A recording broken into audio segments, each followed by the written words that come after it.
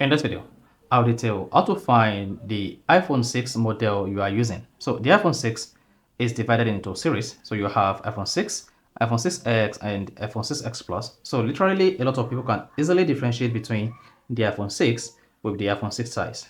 So with the iPhone 6 size smaller than the iPhone 6X Plus and iPhone 6X. But if you couldn't find a way to differentiate between the iPhone 6 series, unless you put all the iPhones together, then this video is going to show you how to find the iPhone 6 model that you have.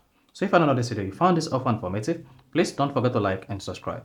Now, the first one to do when you want to find your iPhone 6 series model is go to your iPhone settings. On the settings page, scroll down and click on General.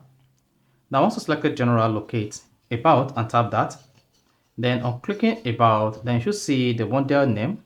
Here, I have the iPhone 6X Plus. You see that? So if you have the iPhone 6, then you should see ordinary iPhone 6X on the model name.